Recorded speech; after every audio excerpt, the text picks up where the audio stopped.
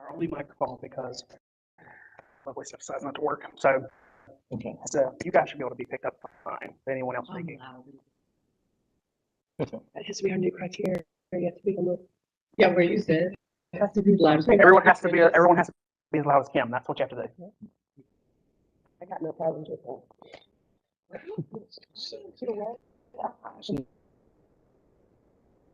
You shouldn't have right here. So I had the last one drop off at about 3:20 yesterday. I kept the door open. I tell you what, I'm just blessed that we got them all. Mm-hmm. And that was a big deal. Getting them all. Now, I started Christine saying- and I are gonna pack them up. We'll be done. I started sending guilty emails last week. Saying, you said you're going to do this, where are you? It's going really well. Good. I was talking to a lady over in Wesley Chapel who works on their communications committee, and I was telling her about the program, and she was amazed. She's like, I wanted to do this, but they said no. So hopefully some other people do it too. I think a lot of people. I mean, it wasn't that difficult. I mean, No, I tell you, it's been well. I think well organized. It's gone pretty well. How you doing? It seems Saturday. Yes, Saturday. I know. I started to use that word there. Because it's full. We had to leave. But we couldn't stay, but I too.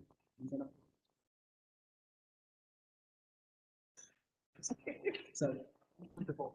It's the life. It is live. So Yeah, but that picture beautiful. Wow, it was something. That was something else. That's the biggest outside the Billmore house. Yeah, that's the biggest.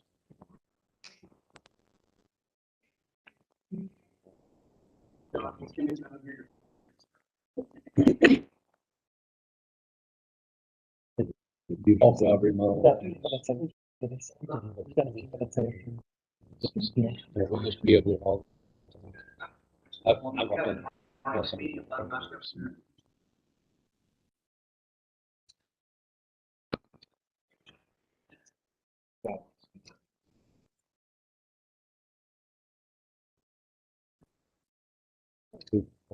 Two staircases.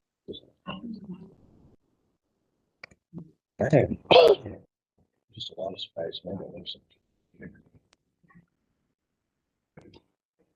Yeah. Club next week, good. Oh my God, for that sound you brought. Well, DJ already put in the transfer portal yesterday. It's going to use something like that. That's what they say, but that's what it's from originally. So. Are you making adjustments to the agenda?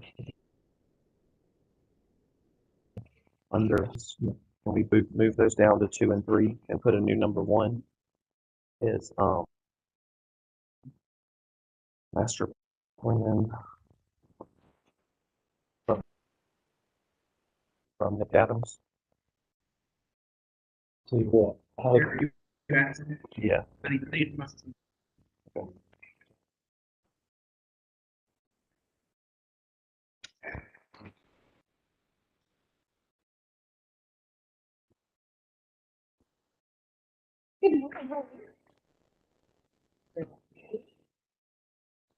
okay, you ready, Austin?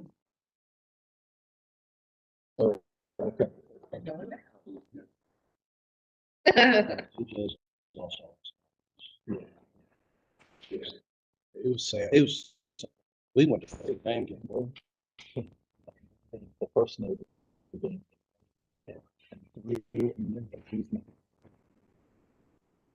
$20. It's $20 and all he ever did was edges. And he was throwing balls. We should go out and balls and yeah. We don't deserve no change. I think we'll flood it next year.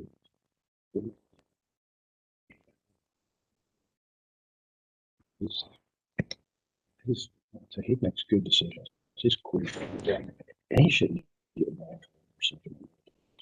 So much pressure. Yeah. Didn't want to take the safety. Ready, Austin? All the South Bend to see the person.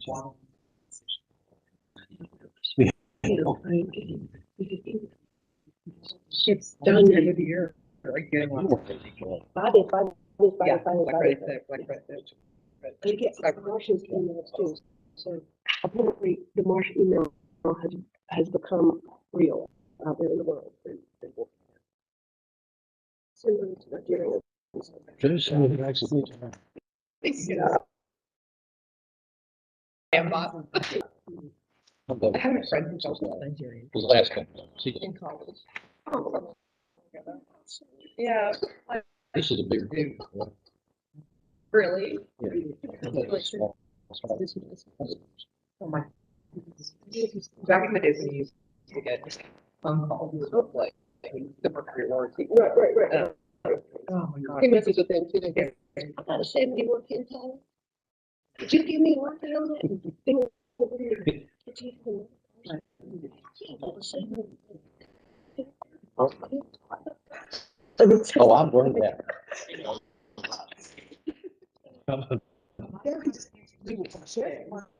All right, everybody. I'd like to call to order the Village of Marvin Parks Recreation Greenway Board meeting here on Tuesday, December 6th at 9:06 a.m. I do determine that we have a quorum with a slate of members here.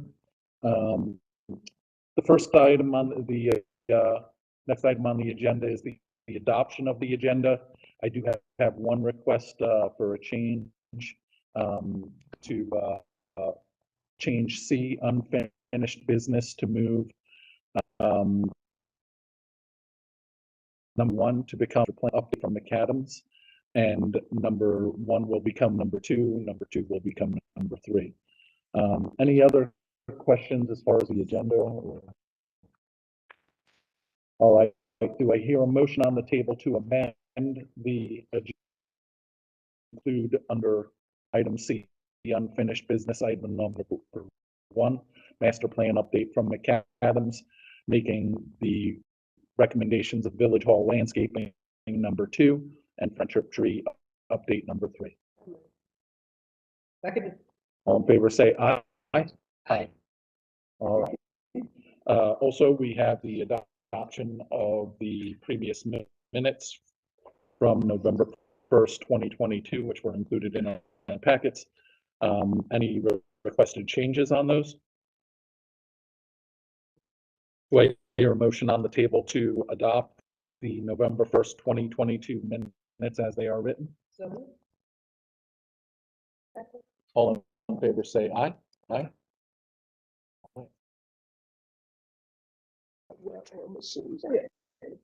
Next is public comment period.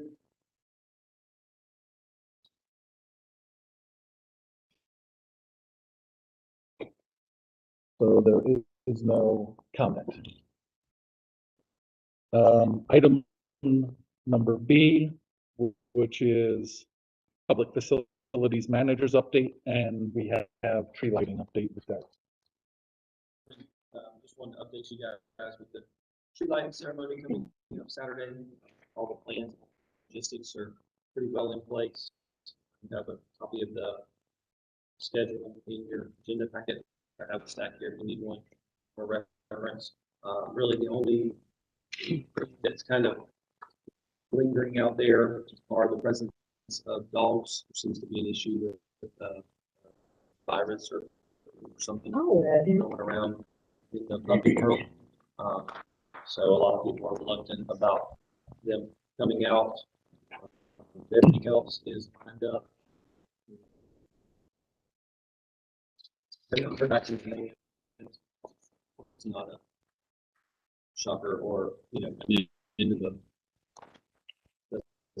we can do it without, usually we have a place of music after we let the tree kind of closing it out, but John, I'll let you kind of decide how you want to handle that with the choir. Do email, it says choir confirmed. Is that from the email that I sent you, or have we spoken to Olivia since? That's just the email that you sent me. Okay, I'll follow up with her just to confirm again. Have the other two musicians lined up. The ones that were there last year, with the guitar and the banjo and violin. Over there. Everything else is a go. So I will not be at the event this year. I'm passing it off to Jill. She seems pretty well prepared to take the reins and run with it. And I'm sure she would welcome you guys as president and some help with anything. So What time should he be there? 3:15.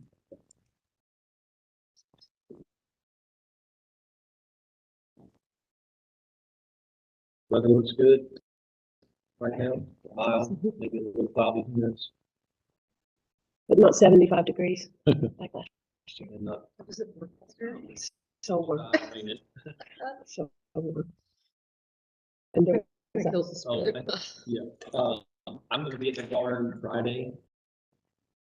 Handling last minute decorations. If anybody wants to give an hour or two to me directly, I'll let you know what time. But I'm thinking early to mid morning for the event. And then just head over there. So the guys put up a very large tree yesterday. Right, but it's just going to take some work to get that thing decorated. They know you're right on that, right? Yeah, and it's just for internal purposes. I didn't know that was going on.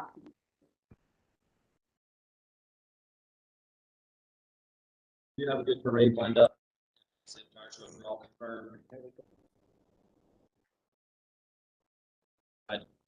And What's the route that they're doing again? it's the same as last year, so it starts here and goes around, goes Innisbrook, Fire Corner, Marvin Creek, Preserve, and we added weddings and shakes this year.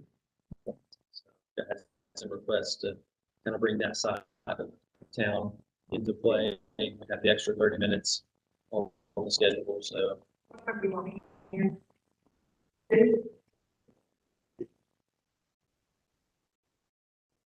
Two. Oh my. Plenty of film and camera. I'm coming just for that. Okay, any questions regarding any of those items? I guess the only thing is, with the band, is Joe the one talking to them, or we're just waiting to hear back? Okay.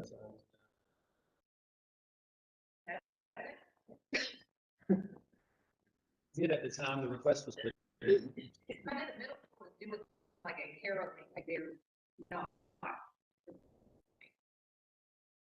They're having like a carol thing out. They're going to different neighborhoods On that day. at night or during the day? Like, I don't know. Like may overlap with the parade. It's very important, but I think they're able to talk about it. But I was like, oh,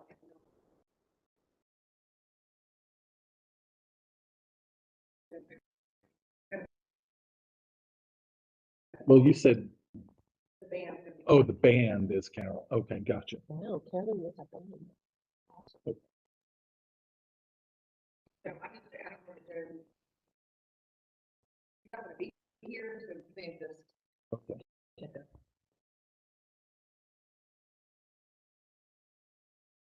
All right, I'll check with Joe and just see if it's something that has been on his radar. All right, any other questions regarding the tree lighting ceremony? All right, let's move on then to C, item number 1 is revised to master plan update from McAdams.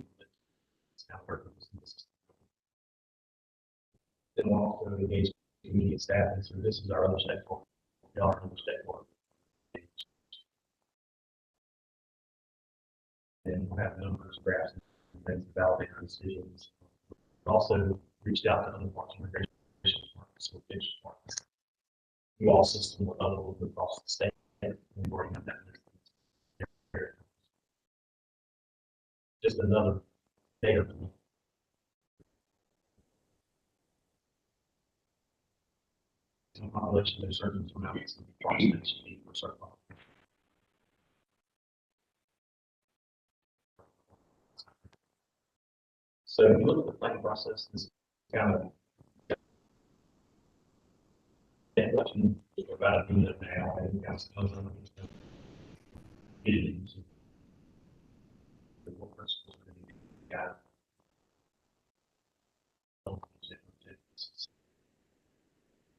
Now, so what's the question? No, just a little bit of that.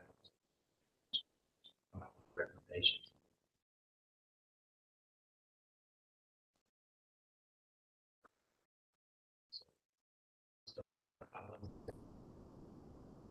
Part of your thoughts.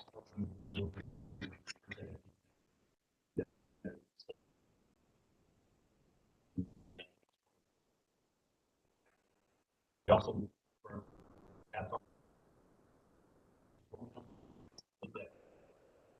There's a lot of program.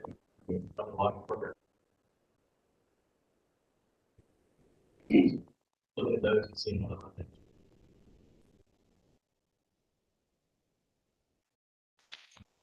So what is So we're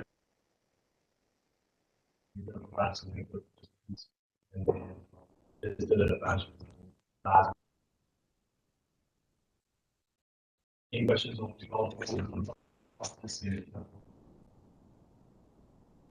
Got a quick question just before we get into input meeting. It's within a public park that grants seem to go toward, doesn't seem to support. That's a very good question. Yes, is the answer to that. Is,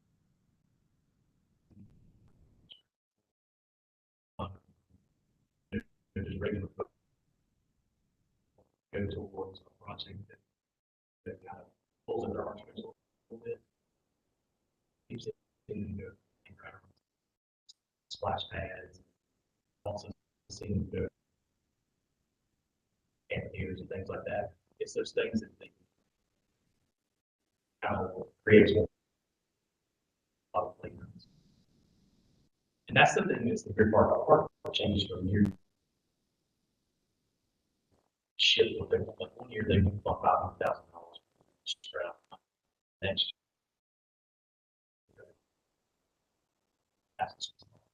So it's kind of a huge argument, and that's what she actually, they're the ones that actually approve you and have this about Russ House age, what they'll be looking for that's out there. It's a nice thing, and that's all run. And another thing,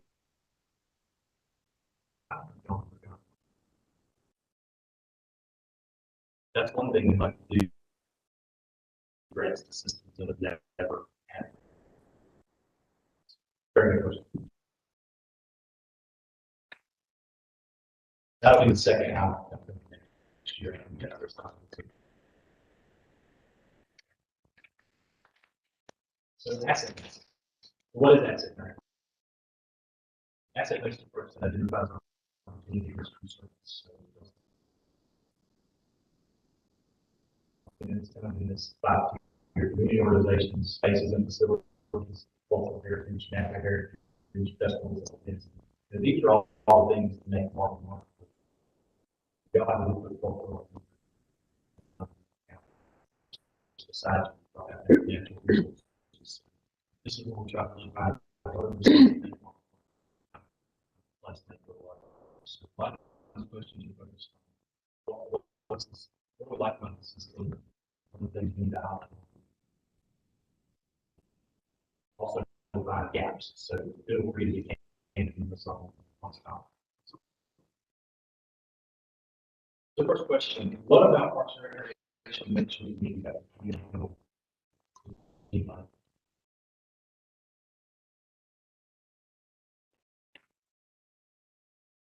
That it exists at all.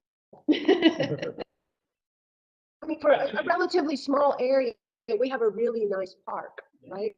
I mean, half of our people don't know it's there. The other half are kind of glad, but you know, that's nice.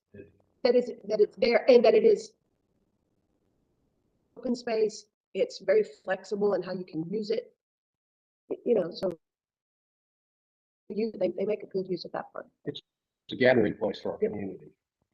It's like lighting a tree, whatever the activity is. It's just one place our community can come together. Well, he was there, It is. I do. Yes. even though it's not centrally located. That doesn't. Parking issue, but you know, what are you gonna do? Yeah, if you were at the Halloween, everybody shows up. If you know, yeah, I didn't know, but they were lined up down the road apparently, the park trying to get in. Yeah. So. Well, and I think part of it is also a place has some history, but it's relatively new as an entity. So trying a sense of community for a lot of people that have moved here in the last 10 years. That the people moving here is like constant, right? Already churning, man. We've just gotten to that. Drainage system and.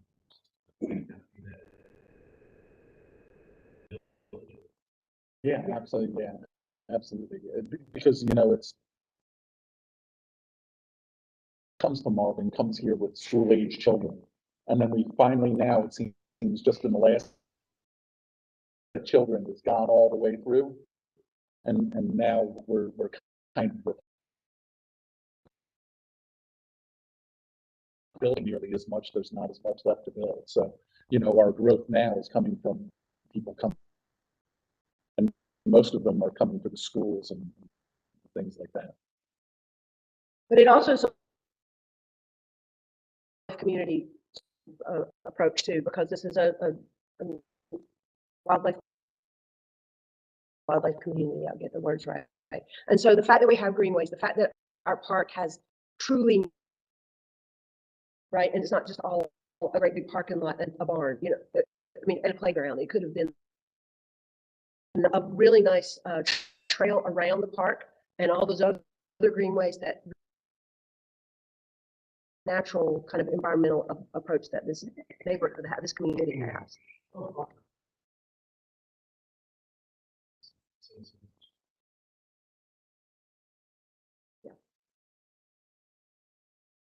What they were saying, you know, people do come here for the schools, but I think the particular, beyond the school system or choosing to live in Marvin within that school. You know, we have the trails and we have the open space between the houses, you know, where it's larger lots and we're entirely suburban. There's next to no business. And yet it doesn't feel like desert, because we have the greenways and spaces between, not usually very visible from the streets, and setback. And so, you know, almost every some sort of green space that helps break up, you know, the very suburban character. It's kind of the hallmark. Having the greenways is sort of the hallmark, with a and branding committee, you know, the fact that we have nature was one characteristics of what makes Marvin unique. Whereas if you go to, you know, somewhere else, what is it, the bridges or something, where it's just, you know, and stuff, but it's just houses. Whereas here you can kind of fool yourself that there aren't quite as many houses. More trees than houses. Yeah, more trees. I think that's a good model. Space actually have nature around Yeah. it. To be a hall. Characteristic of particular area different from some of the ones around us that you could also choose to be in and go to.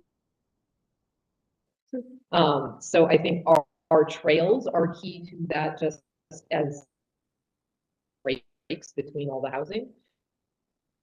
And then, you know, I totally agree with what they were saying about, you know, the park being all of these disparate, you know, suburban,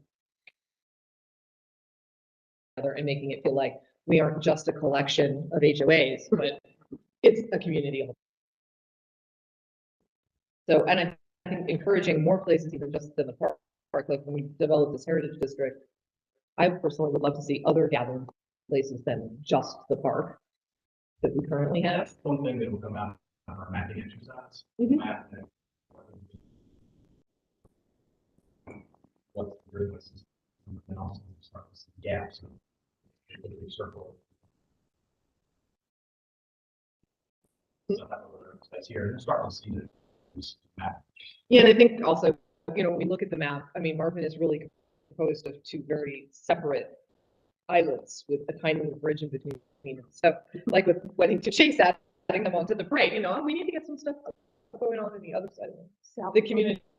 Yeah, yeah, that's South Marvin, East Marvin. I don't know.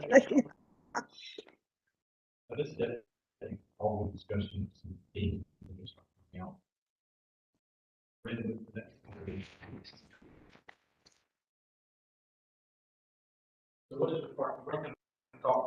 I answered this, didn't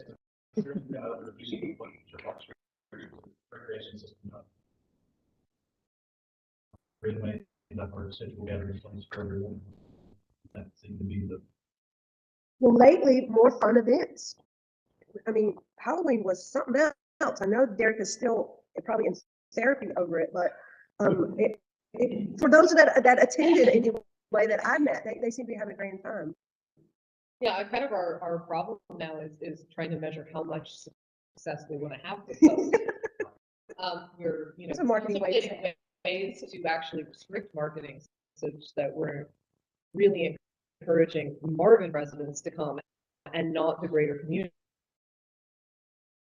So with some of the marketing getting out there, people chose to come in, partly because of the appeal of the event, especially when things are free and there's free candy, everybody shows up. And we try to make a lot of them free and easy to access, and so people come in from a wider area. But I think previous discussions, we've been working on actually maybe contemplating and trying to limit that to just keep it really within Marvin, because there's only a certain amount of scale that we can accommodate. Literally. Yes, that is one We're of gonna have to do one of those Carvana parking decks. Right? I've seen them in Germany. It could happen. and and our trails connect to the rest of the greenway system. So, anybody who already uses that system, if we had particularly nice areas, I imagine that even people outside of Marvin would use them. But really, I think it's just for the benefit of our community directly.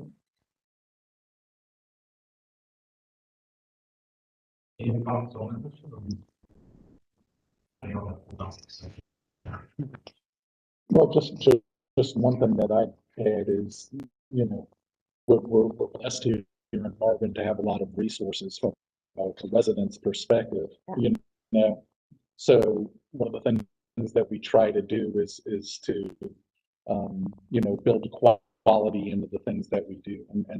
And that's important from an image standpoint to a lot of folks. We may take longer, we may have to go through some more planning,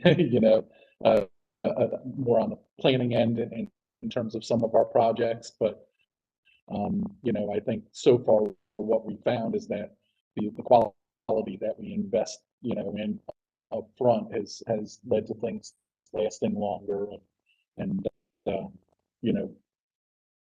becoming the type of draw that we're looking for it to do. So, that's part of what we're hoping to go forward with as well is, keep the quality of things that we do and not start to do too many things that other things start to suffer. Yeah, absolutely.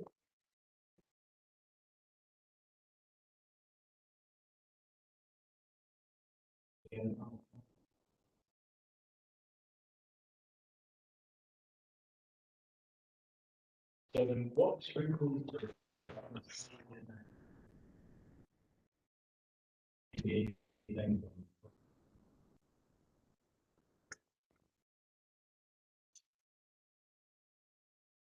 You say department, you're talking about. So we see it as we know that there's, You're talking about Park and Rec. it's just, yes. I think John touched it. I think I've been around a little bit over here now. And when I first joined Park Rec and Greenway, and this isn't a shot at any, the quality of the programs were very good. They're not nearly as good as they are today. Derek has done a terrific job in upgrading the quality of the program. A great example was how the attendance was on. And we've done that with several of our programs. Tree lighting, gradually increase the quality of that program. And with that comes the traffic. That's Jill. Or whoever, somebody gets credit. So, but with that comes traffic. And we are limited based on how many cars we can accommodate in the park. What a great problem to have. Exactly. Okay. That's, you can overcome that. We can figure that one out. So, and I'm hoping that Marvin is very inclusive. That as we build these programs, people outside of Marvin within the 28173 zip code come in, because one day we'd like to annex. So I'd like to see us really market ourselves. And as I said, if I look at the strength of the department right now, I think the quality of the programs we're putting together are terrific. And I think that's my personal.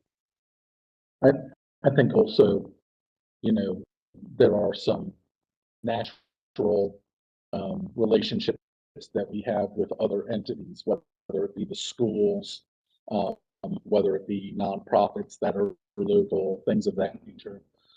But to the extent that we can continue to strengthen some of our relationships with those local groups and agencies to you know, make sure they're using the resources that we're providing and sometimes maybe helping that, you know, aiding and you know, allowing some of those organizations to take advantage of it. I think that certainly will continue to impact positively on things the village is providing, you know.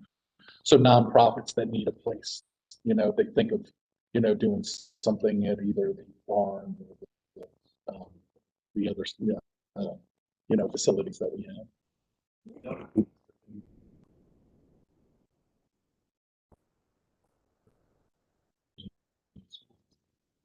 That's one thing, partnerships.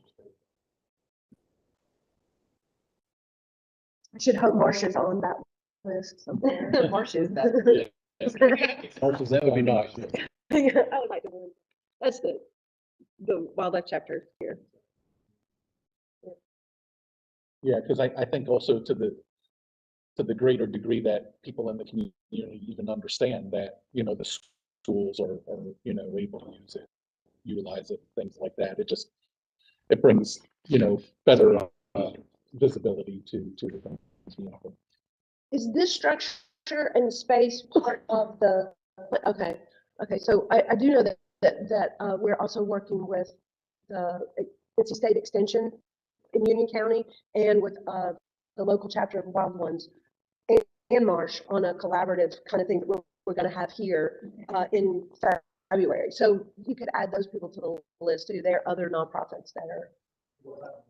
It's a gardening series, five day gardening series. This is actually what the sites we're looking at, site-specific designs, maybe something with space to do. We're going to make that happen. So that's good to know that. We've had at least one of our Marsh presentations here. So who was it? Carolina Raptor Center it was right there. I mean, you know, so she was standing right there and they were sitting over there. We didn't use this part right there. So we're using this for that sort of. That would be interesting. I mean, this is, you know, February. We hope it not have to be out there. But you never know here, right? But no, this is more like instructional kind of stuff. So we won't be digging anything. No, sorry, we're not going to. Yeah, really. Hands on.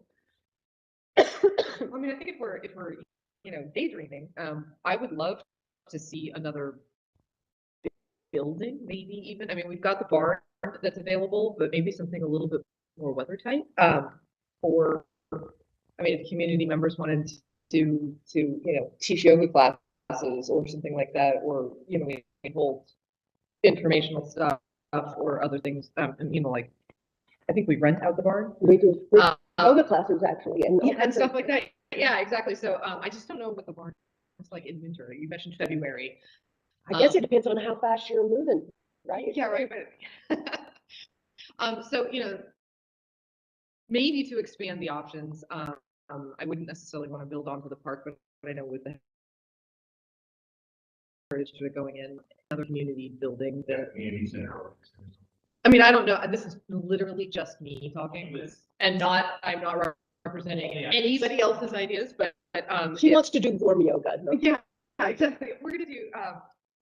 I guess what it is I come from a small town in California, and well, bigger than Marvin, and one of the gems that I missed that community had was they had a beautiful building that was a community center that had a bunch of different rooms, and they could be used as yoga studios for classes and rented out like that. And it was just a public use building. It existed for no other purpose than things like that. And the hallways of it and the lobby of it were always, dedicated to art exhibits of locals, either artists or like school kids work or other things of import. And it was just an excellent resource to have that building available to rent out or for people to use for different things and, the kind of partnerships that we're talking about. So I don't even know if that kind of thing is in, some of the plans, but that was one thing that we really valued, to actually have a building that was sort of sealed, more like, I don't know, the barn. But, it's a bat-free building, I think maybe is where I'm going with that. But then on the other hand, not to like overbuild, because our key thing, I mean, we have parking issues, and that needs to be provided for without being ugly. So that's a delicate balance. And then also, I think answering sort of many of these questions here is we really, really value, the wildlife and, native species, and encouraging knowledge about that kind of stuff. And so you want to kind of lead by example and have a lot of that available.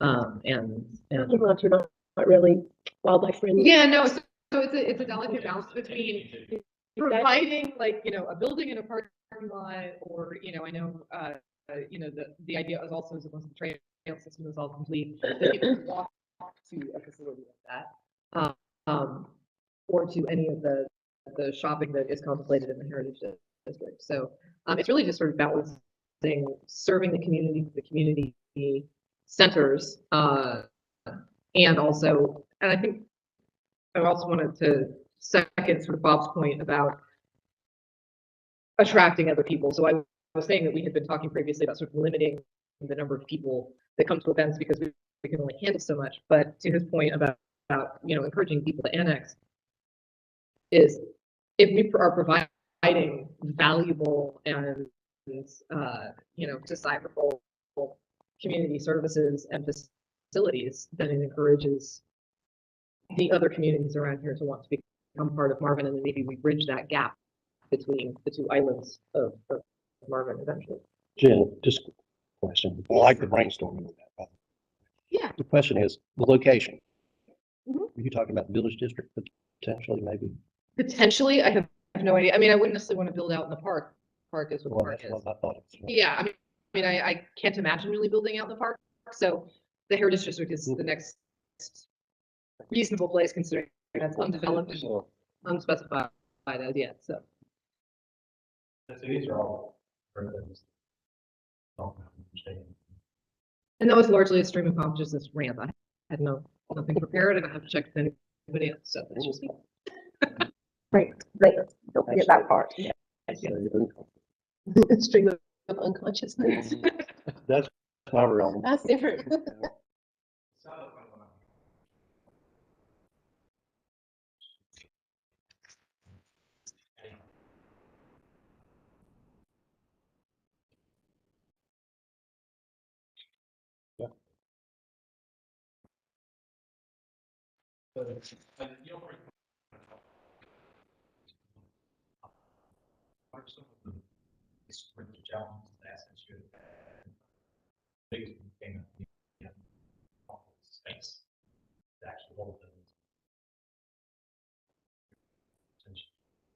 Well, this has made a huge difference.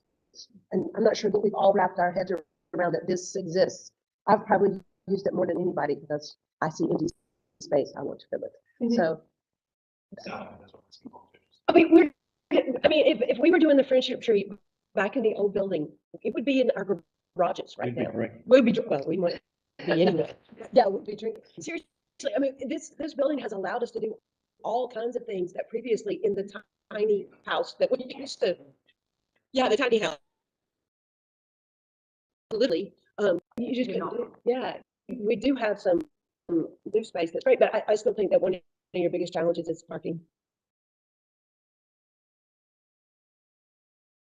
in general, the lack of any other available land. You know, Yeah, Look, Looking at the map, that's it.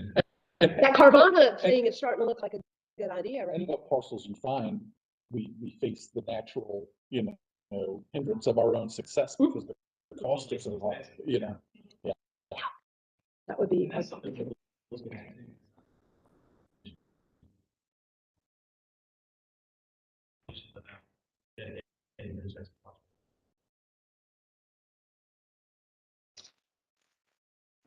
I have a quick question for,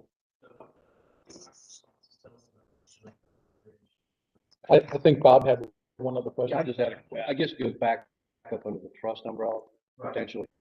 I don't even know what feasibility this is. This is a stream of unconsciousness. Okay. So started. this is the question that I've got. I know that some extremely wealthy people with property around the tremendous amount of availability plan. And the fellow talking about smoking distillate, he just donated a huge tract of land. I think it was to Country Day. We actually have worked with them. Yeah. And I was wondering if you're going to be engaged in identifying potential opportunities. We go through this process.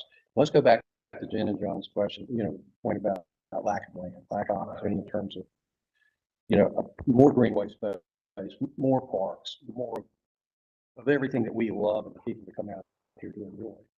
Is that going to be potentially part of that conversation? So the biggest part of this, like that, see where things are, we can see where people are, we can see what's actually being connected. So we can see a whole of this. All of it.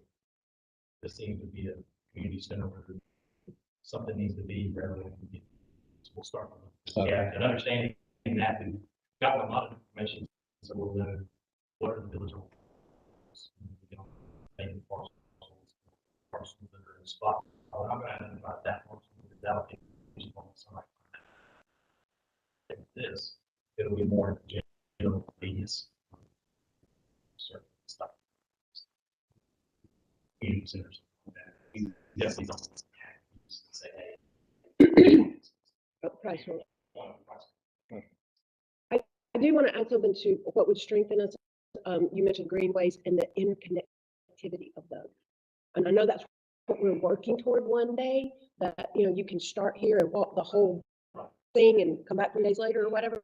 But right now and then we get parking issues with that too, right? Because you park to walk on this one and you drive to that one, So the more that they're connected, the better. And your mapping will probably show. Yeah, it'll make it more obvious what needs to, a bigger bang for our buck maybe there. Yeah. Yeah, Yeah. we need to make friends with them, I suppose. Honestly, I think these kids are still about more than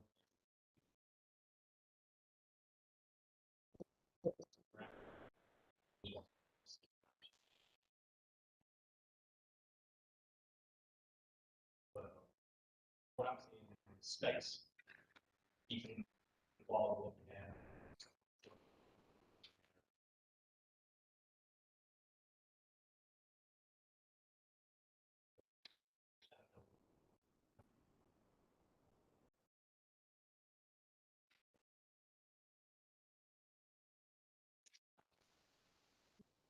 Going back to the earlier, I'm glad you brought up Pinehurst. Pinehurst has a certain ambiance about it, and they've done a great job of protecting the feel of Pinehurst. I think that's one of our challenges and threats, is as development takes place and people have ideas and concepts, that we somehow protect the quality and perception of Marvin, because there is one, and it's a very, very, very positive one. And it was what Jen was talking about. Christina, about wildlife, open space, and that feel. And as we do this, nobody wants to lose that. More trees, more trees. Thank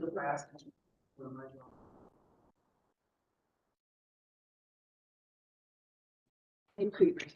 Thank you. I'm glad we feel like a must, just because this is really good for us. any additional comments or anything.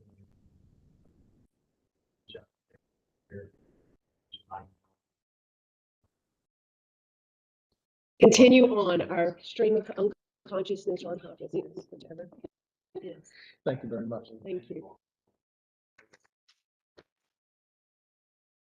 All right, moving on to item number C2, which is discussion and consider recommendation of Village Hall landscape plan. Me. That's you.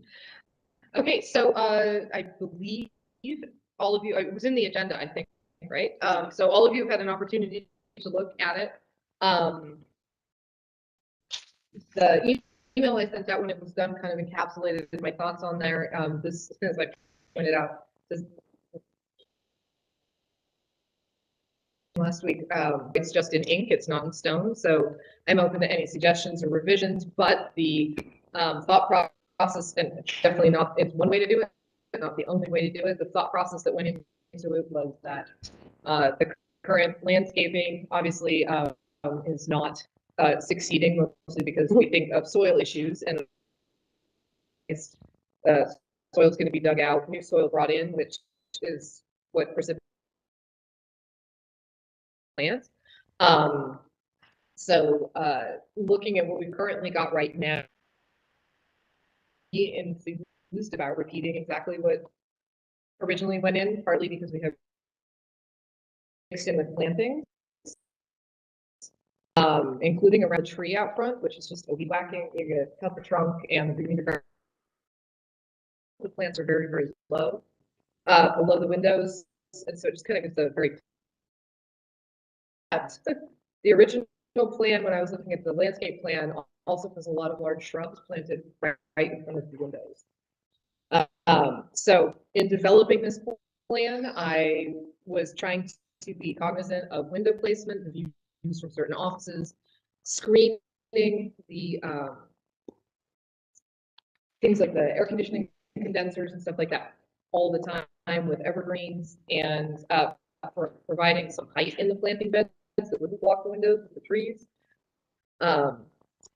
such that the height of the trees, kind of the view from the windows goes underneath them, and when they're full grown, so it provides some variety and some height and a lot of evergreen interest, so that it's not a barren mess in the winter. So those were some of the ideas behind it. If anybody has any concerns or issues with any of the plant selections. You also mentioned that you're trying to keep as much the time as long as possible, meaning you've got layers. Yes, exactly. So it's a fairly dense planting, because I was trying every I tried to keep with the symmetry of the building so that the plantings repeat in a very symmetrical fashion. But in each area, I tried to make sure that there was a succession of this will bloom in spring, this will bloom in summer, this will bloom in fall. Some of them will bloom in winter, and have a sort of constant change, where as one thing sort of fades away, something else kind of takes its place. So a lot of thought went into that kind of thing, and the selections of plants. My guiding light, I mean, there could have been a bazillion other plant options here, but like I was just talking about the macadam thing, we want to sort of lead by example. So all of the plants, I tried to strike a balance between this is a public building and it needs to look really nice year round, and it needs to be polite, easy to maintain plants that Derek will hate me for putting in, and balancing that with trying to favor native species. So these are a lot of native cultivars. So they're not actually the natives, but they're as close as we can get without being wild enough and having the right size. You can come to my house for that. Yeah. Jen, quick question. Yeah. On tree selection, there was some conversation a while back, some individual want to put weeping willows in. Not next to the, so this planting plan only encompasses the planting beds that are immediately around the building here. No, I'm glad to hear that. And the weeping willow, I'm very, Andy and I, I'm talking, not in favor of that. but I am not in favor of leaving willow up on the slope. I'm because not in any, order to make it survive, we're gonna have to create an artificial condition by watering it constantly.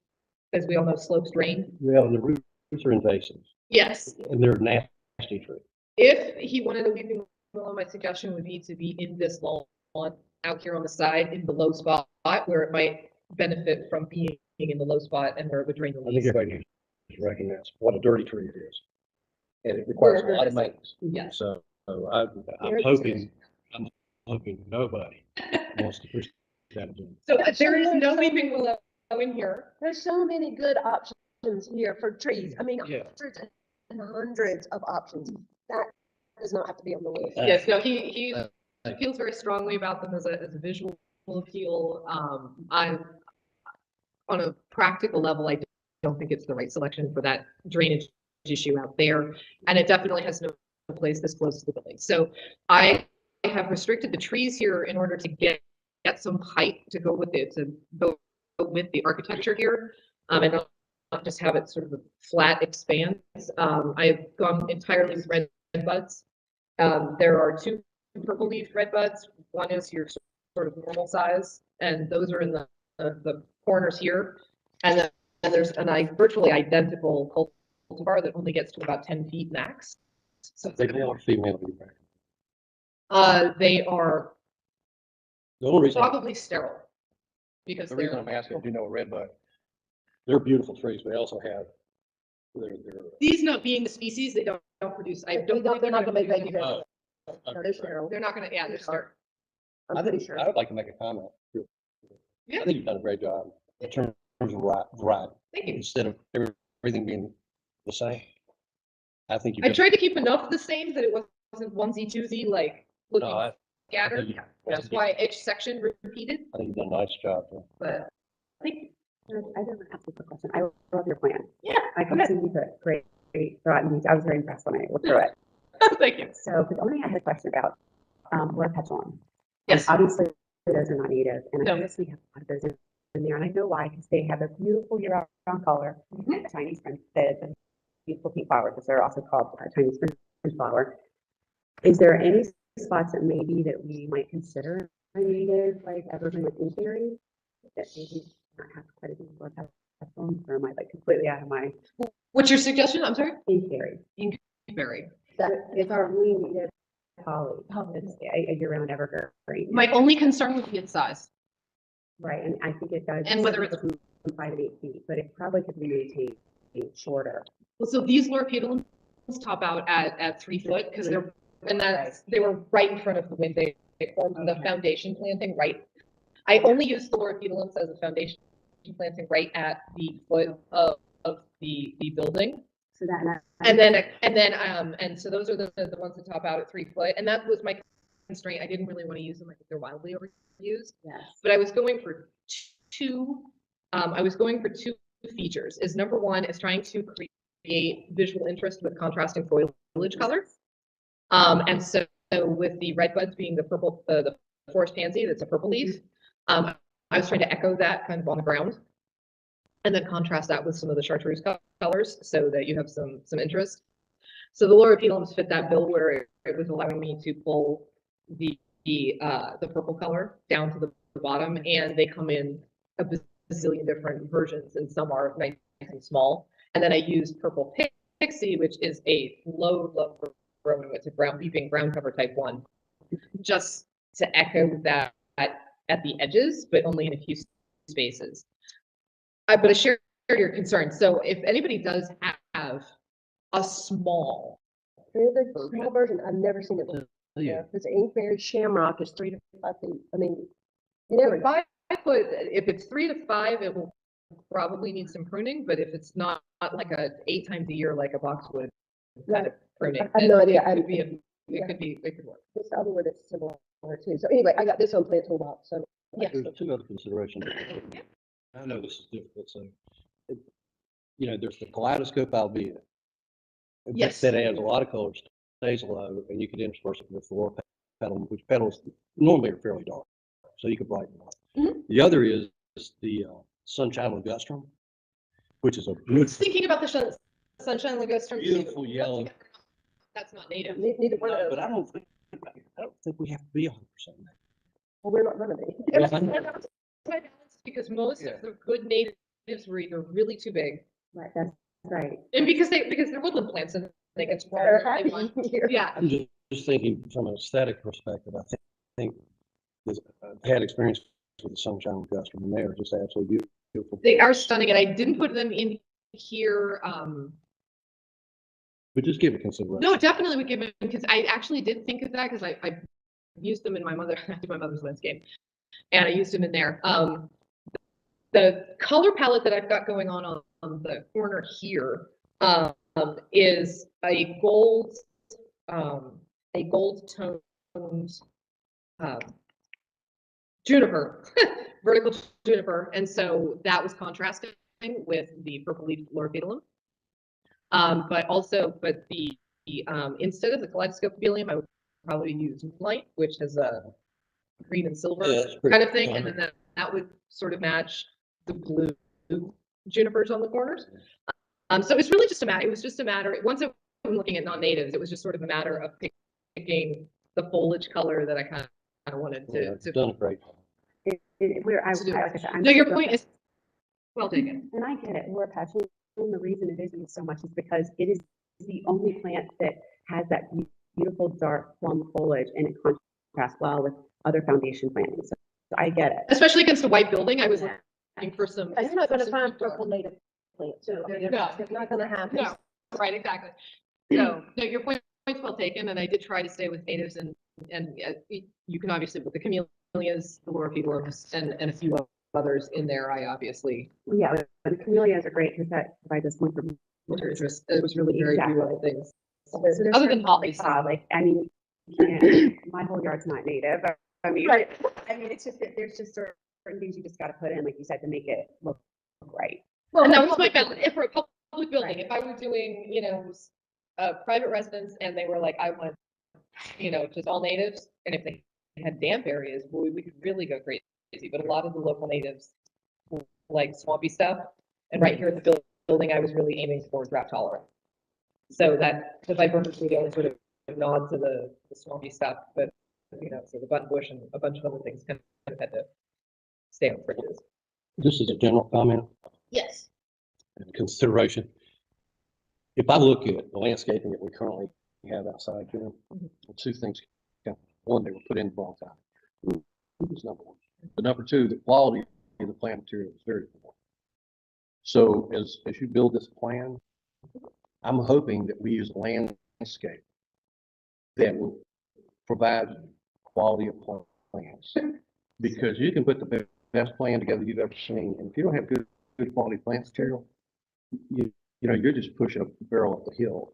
And I don't know who's going to be doing the landscaping, but we need to ensure that if we're investing this money in this plan, which I think is terrific, that the follow-up to that is to make sure that we have the product in the ground that's going to do what you want and always want it to do. Just as a comment. I agree. I think that would be up to council. I think the original landscaper is supposed to be redoing the soil, and they may be redoing the plants, but hopefully the source.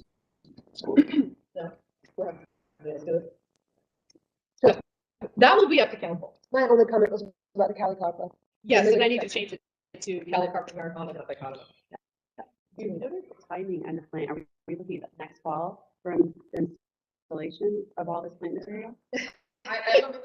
I plan everything right. Spring. Well, now's a good time for most of it. I think spring would be good. You got a lot of grass, well, not a lot, but you got some grasses in there, and they will not like to be planted right now, even if you could. The magnolia, I don't know magnolias around the building. I also have some suggestions for what to do with the screening over here. Is pretty much. Your camellias, loropetalums, you can put them in right now. And you want them to root over the winter so they can fight the drought in the summer. So obviously we're fixing irrigation.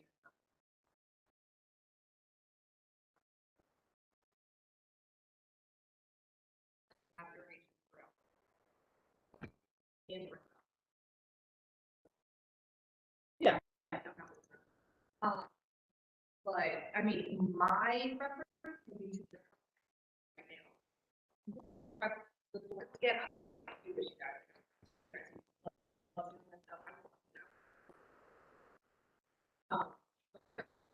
Without, get whatever we can get it now, get whatever. You could. A lot of dead stuff. Totally agree. So I think all of the gardeners here would say, Well, I agree with ripping out everything, because nothing will ruin landscape like dead plants, and we got them all, just them all over.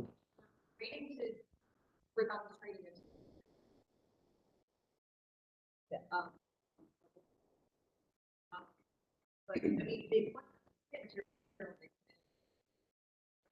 get like what they planted it in was literally. yeah. I mean, I wonder any of it is a lot. It's kind of amazing. But yeah, we are, I mean,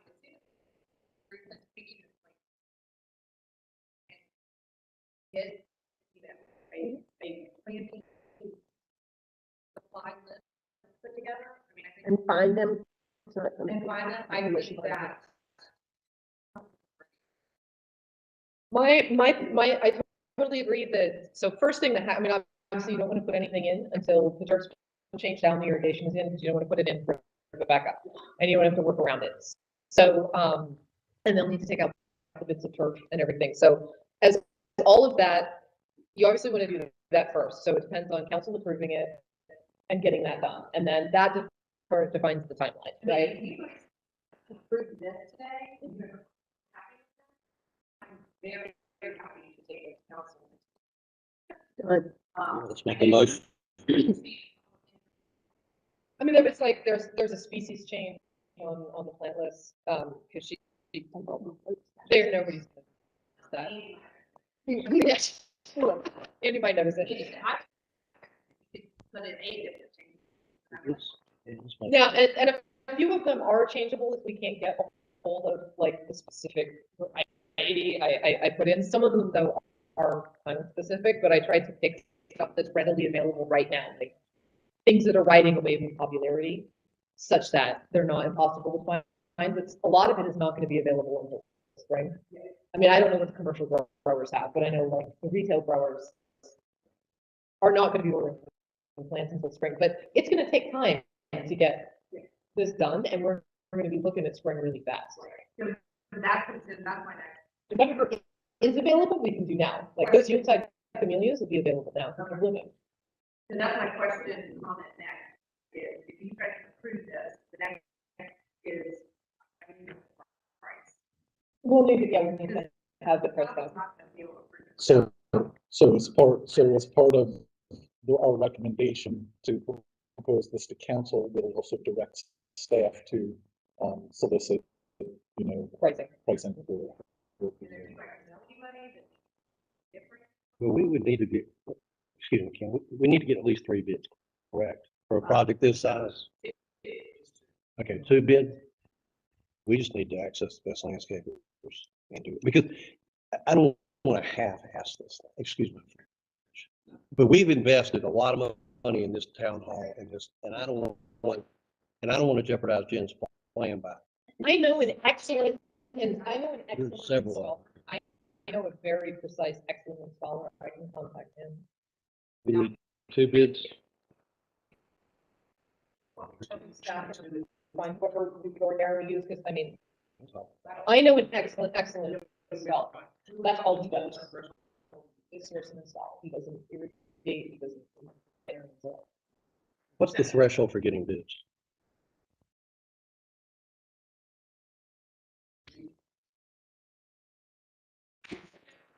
If they were 10 or 15. Yeah, we changed our purchasing policy recently. Unless you start going over $10,000, it's not an issue. And we can work. Yeah. Most likely just 2. Well, I think it's wise to get several bids anyway. Yeah, I mean, that's just small business. Yes. It's really, it's free when you start going to. It's very clear. It's all your. Today, you guys approved this, you can go ahead and just kind of revise it. we kind of change the plant list you're thinking about? Jen can, I can send you an updated one. and then, in your motion, you want to recommend approval. Oh. And then Yeah, I'll talk to Brian. I don't know if this is actually too big of a job for him, but I'll ping him and see if he would be interested.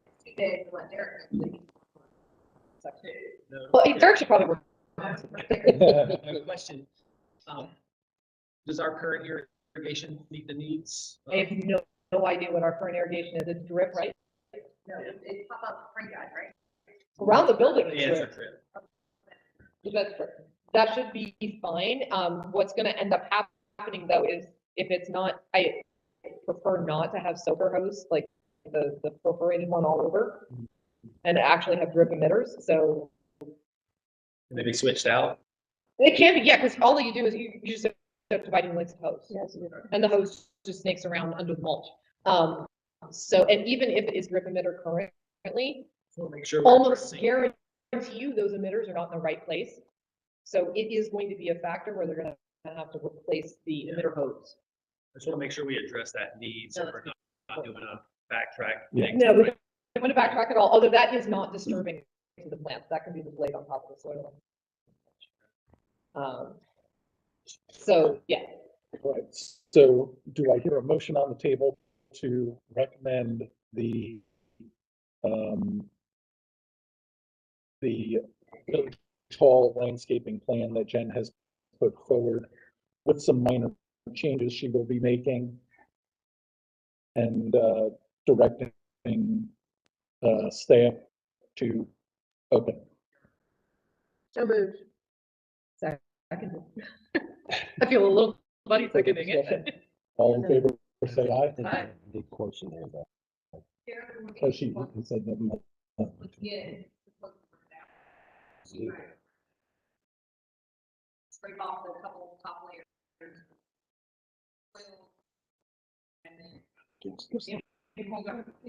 I was saying, Christina and I are making plans for scavenging. For some Scavenging your plants, if that's. Well, I mean, don't throw them away. That would I be was gonna say, awful. I can't stand throwing away plant They're material. on It the gives me the heebie-jeebies. Pull plants out, as far as grading and stuff, I'd rather just right now. Saying, whenever you're doing that, you figure out what we can do in house. And if you don't want to do it. Are we gonna get closer? Okay, Yeah. That's what it said. I know, okay, I just wanna make sure that happens. I'm sorry? They are just taking Oh, okay. plants, so we're not fancy to do that. Okay. Or Christina to make. Not all of it, just the good. We might pull out some plants. I'm not taking those daylilies. Oh, no, I have Scratch. too many of those. We will deliver them to my house. All right, so did we vote on the?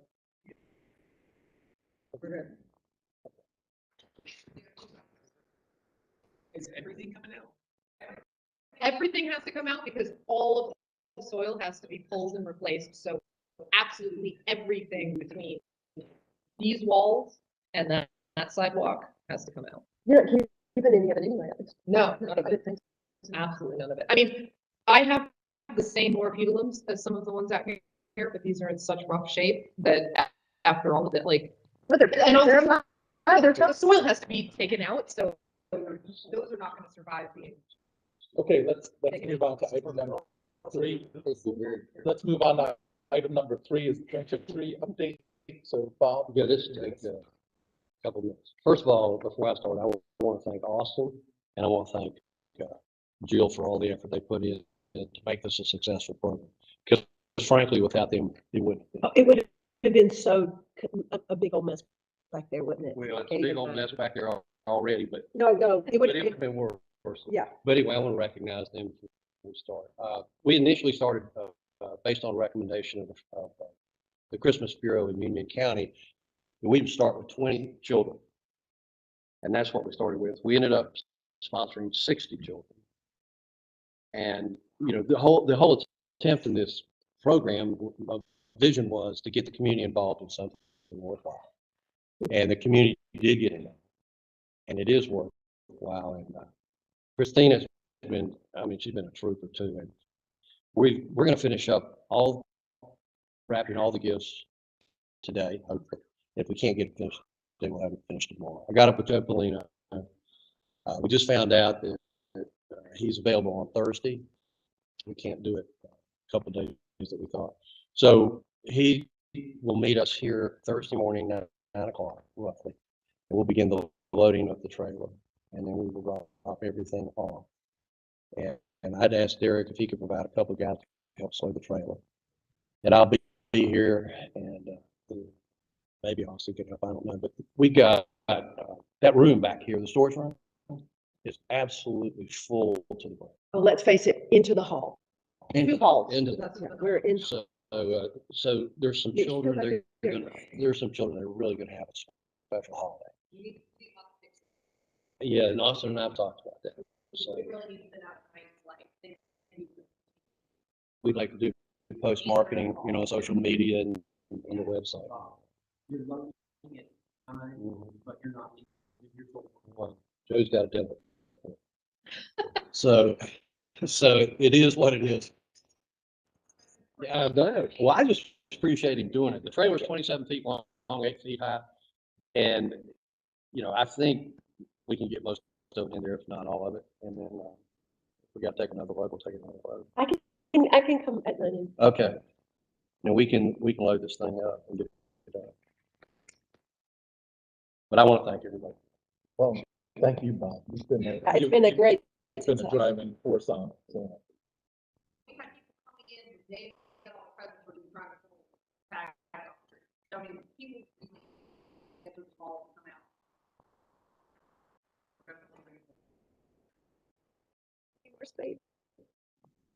It's supposed to be that second building. Well, This is a lovely start. moving on to item D1, discussion and recommendation of the Estates at Marvin Acres major subdivision sketch plan. Hunter? All right. Mike.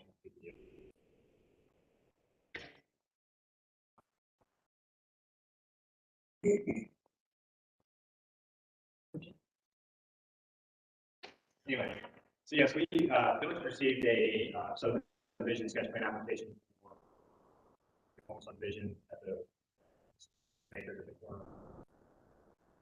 Where's that, Hunter? The corner of Joe Park, Apartment, Oh. Steel Brandon. Yeah, okay, yeah.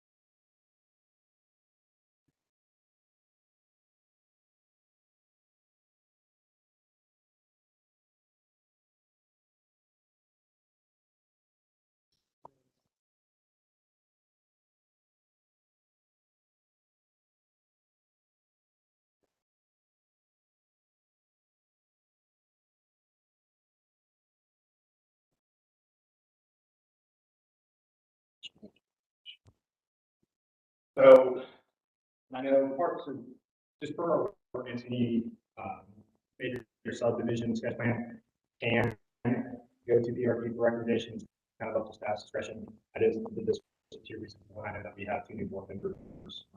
It's be a good time to kind of just get your feedback with overview and everything with PR&G's role in this as well. This is there's a lot of these things are. They are providing some easements and greenway connectivity, and so I wanted to kind of have that opportunity for you guys to review and maybe. So I'm going to go over just a brief staff and analysis of the development and turn it over to Mr. Brandon. We'll hear from. Yes. To kind of present anything that I missed and then answer any questions. So, as I mentioned, this is the site of the Brandon Farm. It's total 43.831 acres. They're proposing a 23 lot subdivision, so that's yielding roughly 0.54 units per acre, which is very low density. Basically, they are proposing 19, sorry, 20 lots that are traditional kind of conservation. So the conservation subdivision allows them to have lots under 1 acre. I guess the minimum lot size is 30,000 square feet. But they can go down to 25,000 square feet, but only 30% of those lots can be less than 30,000.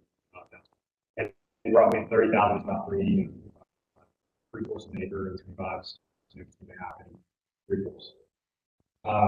Then they also create 3 5-acre tracts, and one of those in lot 23 were the existing houses. And that existing house being be renovated for development.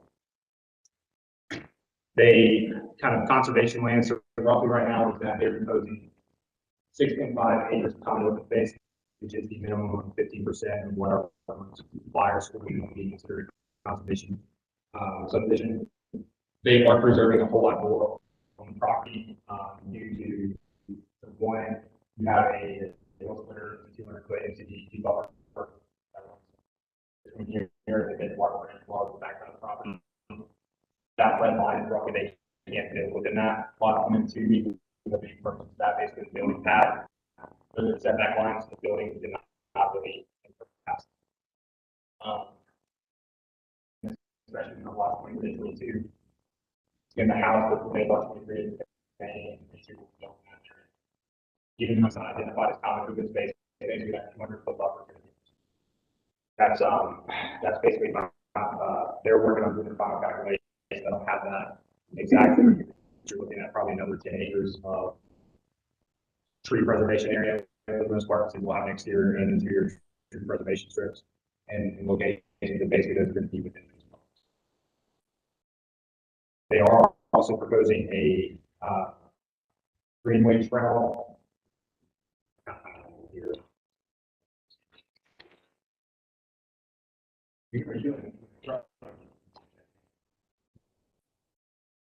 They're dedicating.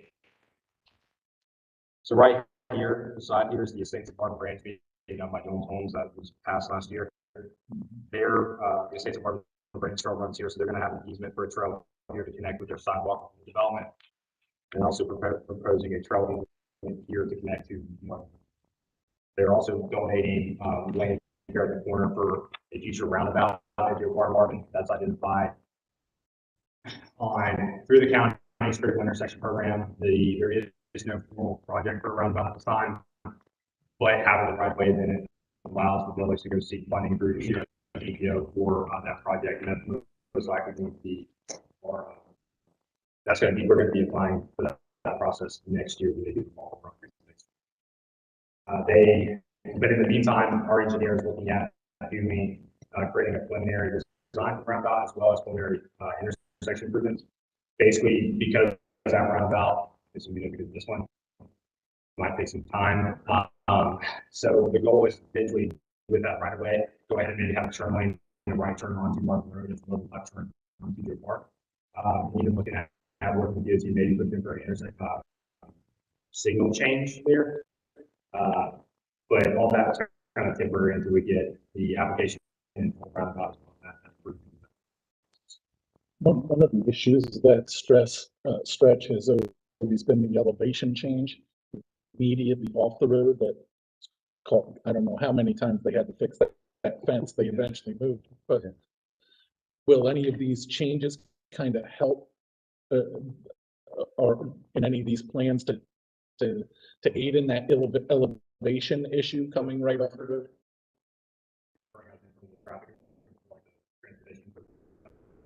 Yeah.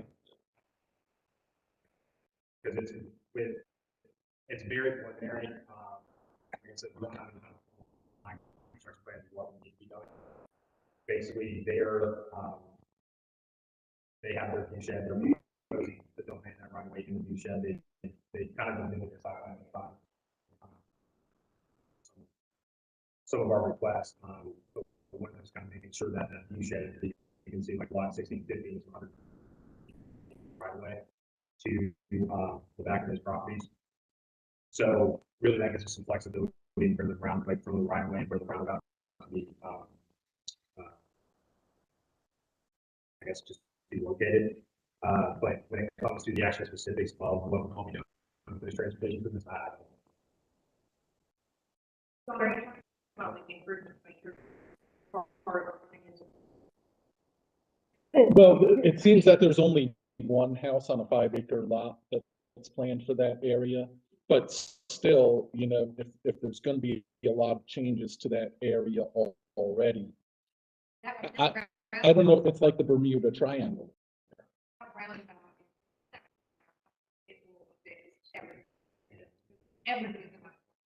Quite frankly, just left turn lane. That left turn lane is interim solution is gonna fix Yeah, it all. but then nobody's getting turned left off. Well, yeah, because it's both sides of the road. But it's- that's not the intent.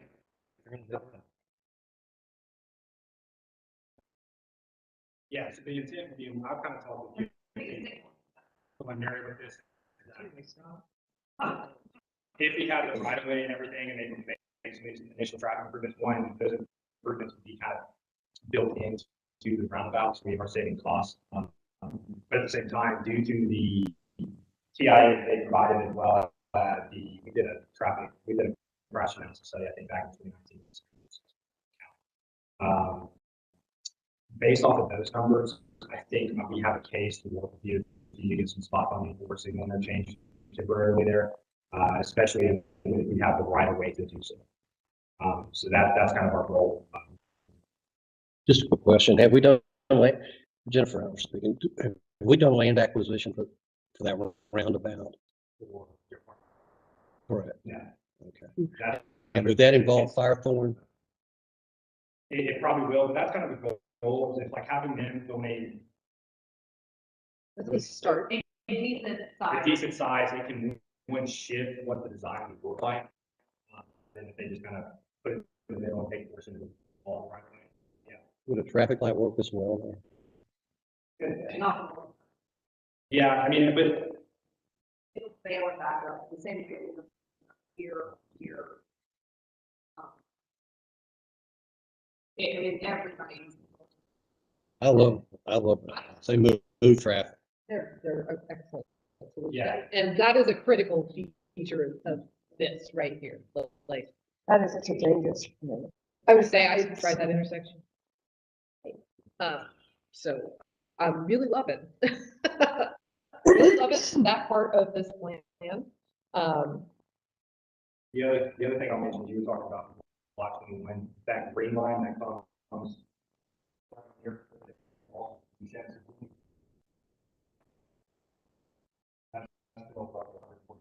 The house will be built close to the development where the point of the trees will be preserved on that side of that lot. But you won't worry necessarily about having a structure close to work.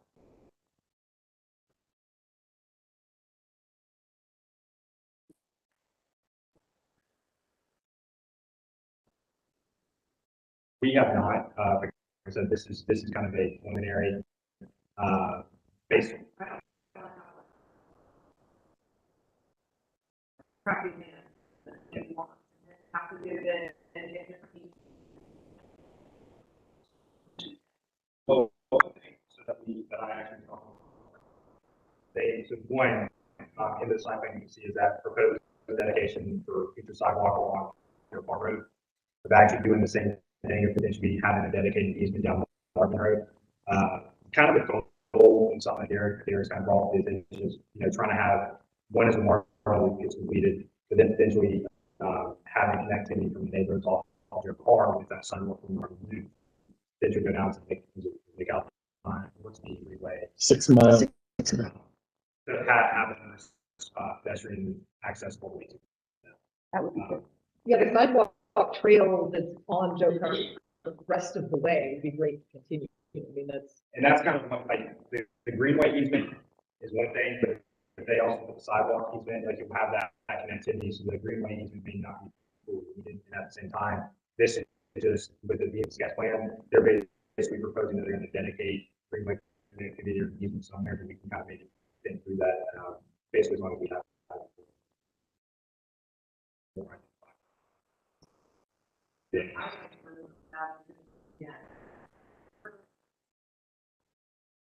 it's just.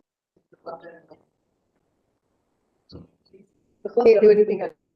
Yeah, and what we can do is if they get their sketch plan approval, people on the council meeting, they would then be able to proceed to, getting their preliminary documents.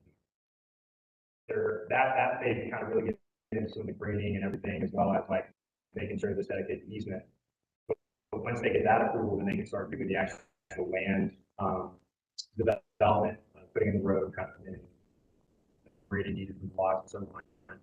And before the final class is recorded, the picture in that phase is done, we can go out there and we can have identified if they're okay with it, then we can then find out the actual road. Once I can grow it, everything's.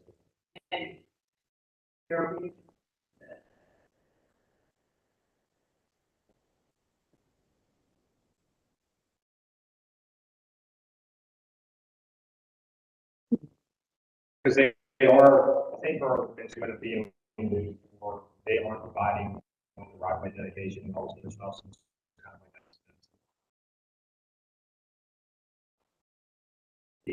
that. Their trail is also connecting it with their sidewalk. It could maybe be a recommendation to discuss with maybe you make the trail connected to it. This portion, you can definitely finite that right there, and then potentially be.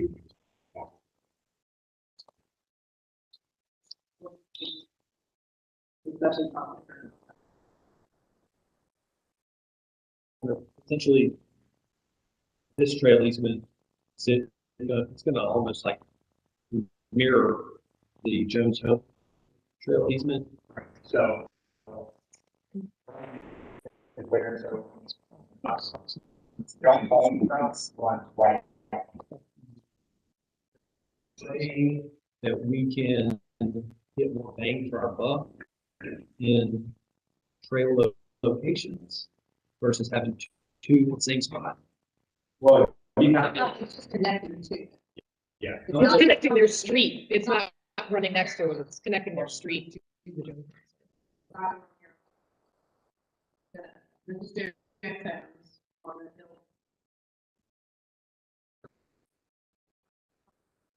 They're coming like this there. Connected in front, they're internal product to go to that way. Yeah, the young on the ground. They become. Their car. Here. Tying it up. But there is a tie-in right here to their trail. I can't remember, we don't have a trail back then. But yeah, there's that.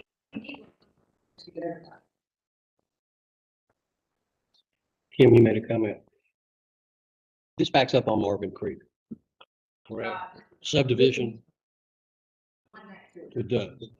And is there a plan to connect to their greenway system? Are they open to that? So on this, on the preserve side, they are. It's been just the preserve. Right. Trail. They are definitely, it's been there's been a lot of conversation. They're open to looking into it. Not completely open to it, but they're open to discussing the ideas. The reason I'm asking that question is if you walk Tullamore Trail, and Derek will know exactly what I'm talking about. If you walk Tullamore Trail, there are trails that you cross a creek to get over to Marvin Creek, and you can do the Marvin Creek and you make a really nice loop. And I always kept thinking, well, this would be a great Eagle Scout project to put a bridge over that creek. Because right now, you know, there's these pipe conduits, people crawl across, and I mean, a lot of people were using that trail. Oh, really? They could have probably. I'll follow up with that. We've got some information. Yeah, but anyway. And really, the biggest thing to do is that we'll have to work. State of that. When sometimes, like for example, Western Preserve, you couldn't have footing within the easement, but there's some smart rate. That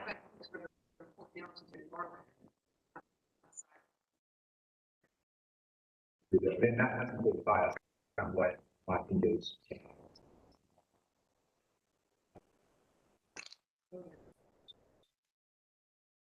I don't know how that will move. You know. You're gonna have to figure out the sidewalk.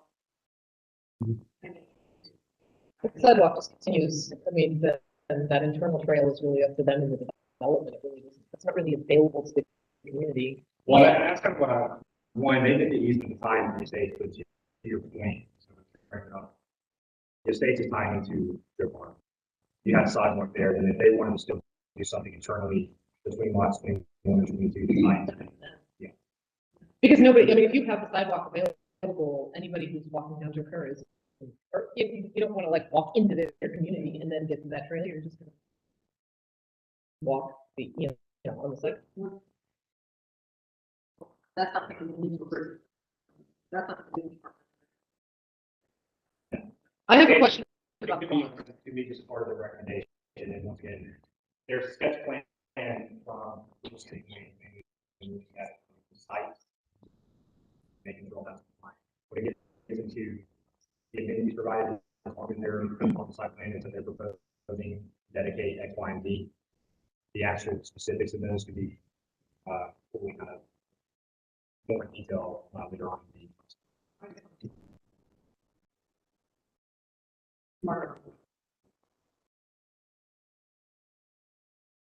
I have two quick questions. Well, I don't know if they're quick.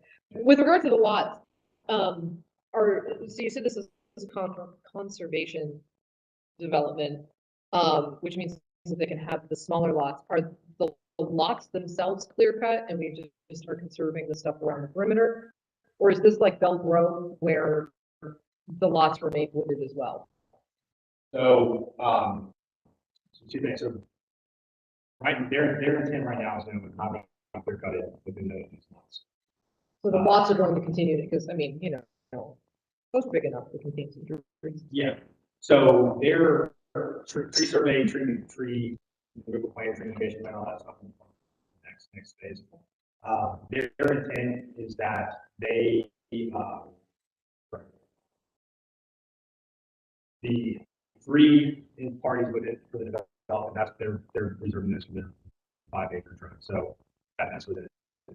They are going to put in the infrastructure and everything, and then most likely individually sell those lots. What that means is that Oh, so this is like custom development. is, I think, and they'll have covenants and stuff. I don't want to get into detail of that. Sure, no, I'm just trying to get an idea, is this gonna be, because you're familiar with Bell Grove, I used to live in Bell Grove, so that was familiar to me. Is it like that, is the intent at this point, kind of like that, where, and that would be that was a custom development too before Shea / Empire took over, so, is that sort of the intent here, where the individual lots are going to stay wooded and sold out custom, and that's your intention? Okay. And so what, and we talked about the friends on this, what they'll have to do in the next phase, they will have like a grading plan and very like a tree survey and tree removal, kind of what they would probably be moving within that. When they individually sell those lots, if whoever's constructing that lot can either follow that plan, they probably not going to change the grading plan. I thought our engineer, you don't want to change grading, but I end up, and you have this whole thing screwed up because all grading and everything's done is kind of with that being said, the tree removal aspect of it is they'll have kind of this preliminary plan for their full scale documents.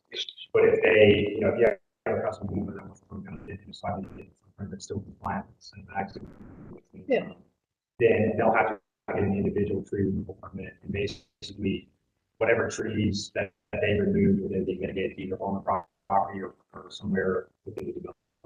Okay. And then my other question is this big rectangle right off the entrance driveway. What is that? Does it say? Oh, yeah, there's that. That's the existing house? Okay.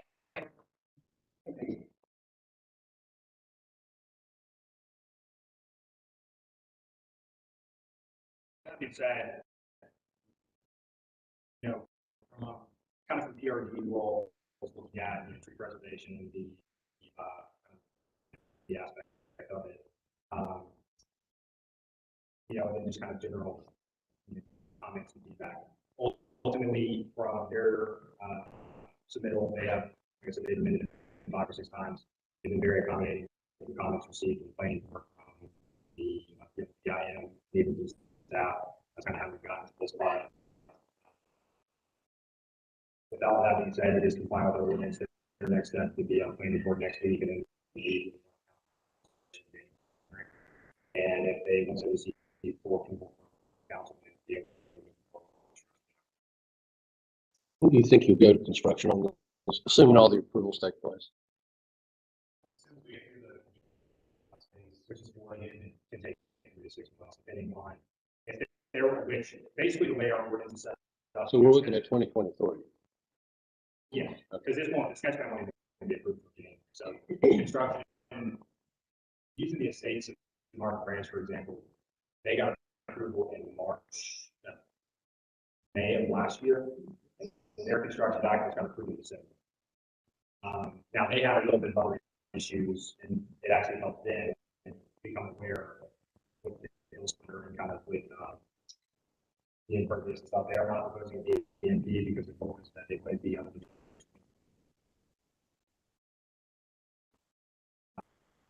that is a conversation they would have to have with you. Basically, because of the national brand and stuff, they do all stormwater. It's some difference in just open channels or infrastructure type stuff would be able to.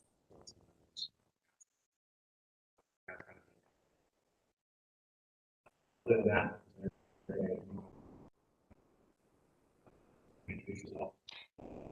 my name is Brandon Maxwell. It's Friday, we're now in travel.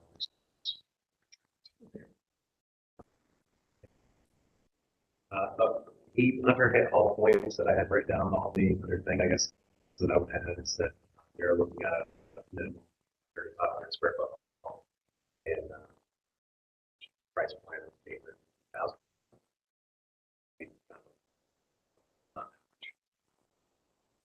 Provided a sample elevation slides there. The agenda packet. Just aesthetics out. As far as all the technical things. That here for any additional questions.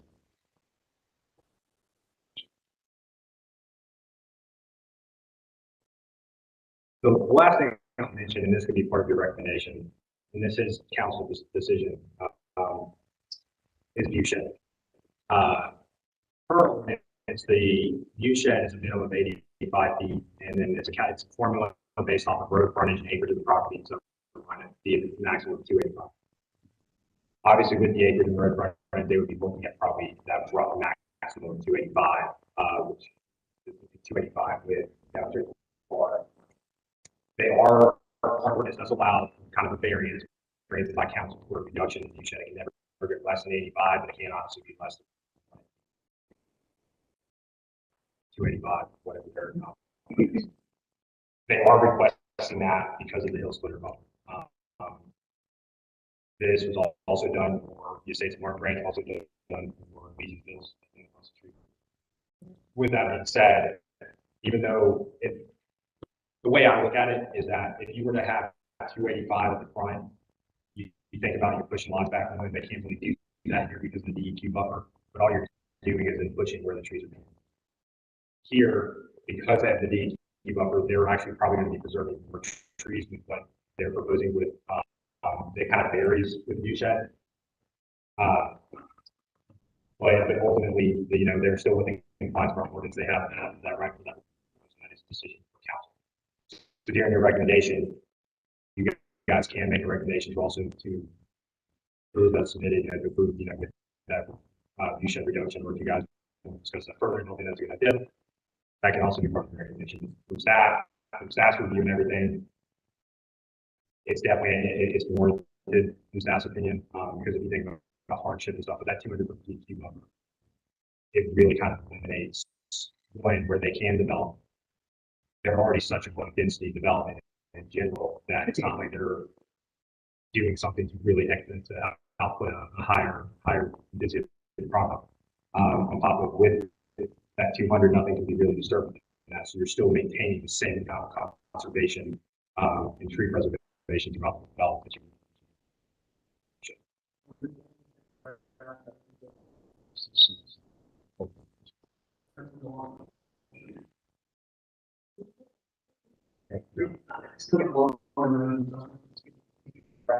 Well, I mean, if they don't have any concerns with the view shed reduction, they don't have any general concerns with that, they can recommend approval as submitted. Or recommend approval as submitted with just staff consulting with the developer on the freeway connectivity. So I'm just gonna say, I'm looking at this and I'm gonna speak for myself, and anybody else who agrees can chime in. I'm totally in favor of what's going on the street sides here with the view shed. I like the dedication of the space for the roundabout. I would prefer the sidewalk over the internal trail is really up to them. Is the sidewalk is there for the connectivity to the other trail that's going in, then that seems sufficient. I am in favor, or I am okay with, I suppose, the buffer between the road and the development. In particular, thinking that there will continue to be trees on the lot, which then increase whatever, up to the building pad, the area around the building pad is clear. The additional trees that remain on the lots sort of mitigates the reduction in the view shed in my mind. If that's what's happening here. Well, If that's an accurate understanding, then I'm okay with it. yeah, what we'll need to do basically on their site plan, probably identify a tree mitigation area for tree. Okay. That was a pretty heavily wooded site as is, maybe right. As long as they identify a tree mitigation area, in my recommendation, common open space, because but with that being said, really, even if the tree mitigation area is on private property, they still have, when whatever trees are removed will be mitigated. It can be mitigated in common open space. It's just because maybe I identify the area where everybody can see it as well. To kind of that would be helpful. I mean, pending how that plays out, and obviously we don't have all the details, but in this very rough thing, as long as we're mitigating the reduction in that view shed in some way, then I guess I'm okay with it. I mean, I'd love to see lots closer to an acre and fewer of them, but based on what's presented here, I mean, it seems all internally contained within the development, and the large lots on the perimeter, especially in Marvin Road, that help prevent it from feeling like you're driving through suburban. that 200-foot buffer really does how this can be developed. With it, like basically the reason why they proposed the thing, the original were doing acre, but they were basically asking for an 85-foot view shed. And that's why it was recommended to, hey, you guys, since we're providing X amount of common open space, you fit the definition for conservation subdivision. The shrinking the lots was sort of a because then compromise. the whole intent of the conservation subdivision is smaller lots, you're preserving more larger. The density, the current density still, their outputs no different than what they can do in acre lots. It's actually better for the environment, it's better for our developers, it's cheaper on infrastructure and everything. As long as the grand total number of units is not changed, then I guess it doesn't really matter who's owning which part. Right. We just want people. Records. Okay. Then I guess I would recommend this with this consideration. You guys recommend approval. I'm saying, put that in the words. Recommend. That was a lot.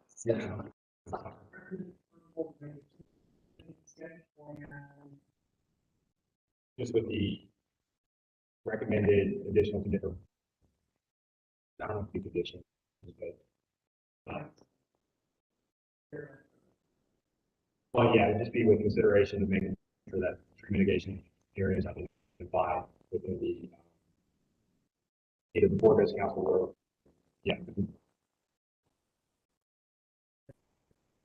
tree mitigation area. Identify it on the sketch plan. Prior to planning council. Why did you? All right, let me see if I can. So do I hear a motion?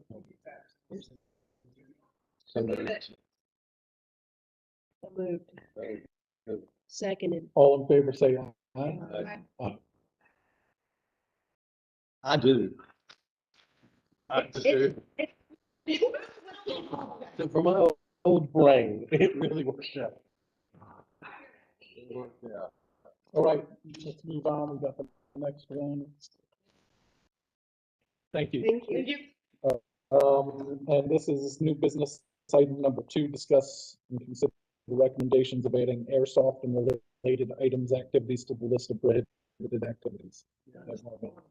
This to your attention because I knew that council would want your input, so I got an email from a gentleman wanting to know if he could do airsoft at the park. I didn't see it listed on any forms.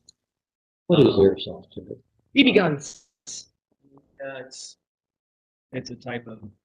It's a soft, Shoot BB. it's a soft BB. Oh, okay. It's like paintball. Okay. With the bruising, Sometimes, but my son just did airsoft battle at Gunnings last weekend, and he didn't feel a thing. So it's literally a BB gun, and you can use real BBs in them. But for like the competition places, they check the blocking and the stuff to prevent injuries because they have like problem. I don't think I'm in favor of that at our park though. Is it play airsoft? I would prohibit it. I think that if Concerned they about want to go do liability. that, there's huge liability issues.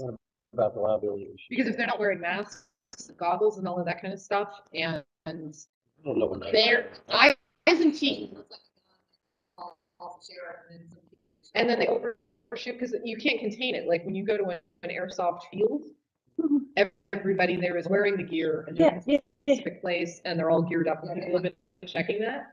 So my thinking was we need to talk to the attorney about some wording that prohibited any sort of projectile object, like I'm not gonna go set up a deer and, my fake deer and practice my hunting. The only projectile would be the disc golf. Would be okay. Yeah, but slingshot. Throwing knives wouldn't come out either. So there's gonna have to be. I know, or that. Okay, I'll see. the idea of anything that has a gun that looks that real is dangerous, right? Because somebody's gonna, maybe not in our neighborhood, but let's face it, people have gotten shot. Just want to make sure. Direct that guy to Gunny's warfare. Telling myself.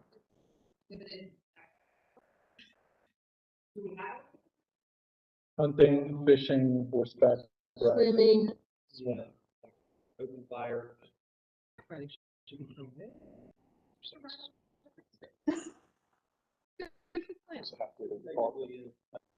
How's that? The park lot, working at the community golf. I move to prohibit airsoft in the park. And have the attorney draft language appropriate to the issue.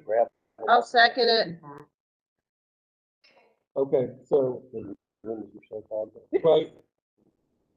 Do I hear a motion on the table to, I moved to prohibit airsoft and have the attorney draft appropriate verbiage.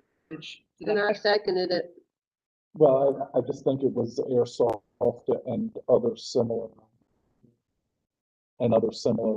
Other similar weapon-based projectile recreations. Okay. I think the weaponry Do I hear- is going to be the key. Do I hear a second? Second. All in favor, say aye. Aye. Aye. Okay.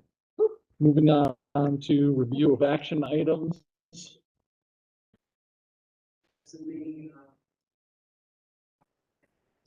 I'm gonna update the plant list. I'm gonna talk to at least one landscaper, and you guys, staff is gonna contact a couple. And I will make sure that Derek knows in there, talk when you guys are getting it's, to include, redoing the drip line, and the planting plan includes mulch.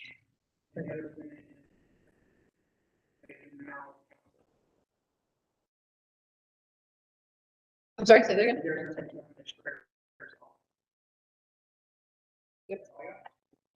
We, and Okay, Bob and I will go wrap some bugs.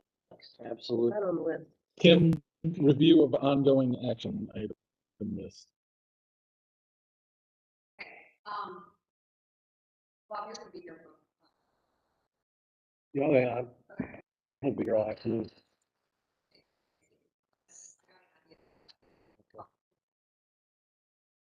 Have often used the station for.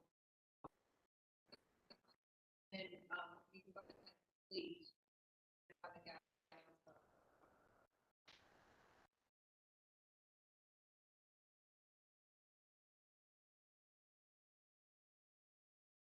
All right, any, board member comments, Jen?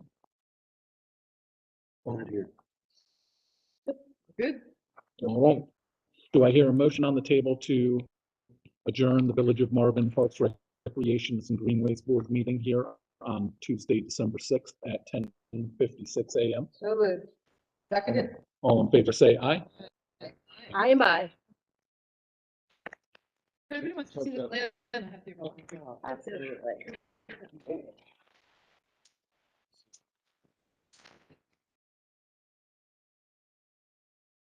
This is the site plan and they're enlarged.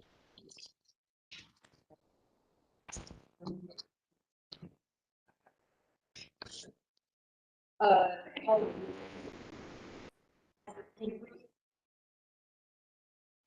they, they are a Eastern red cedar that grows.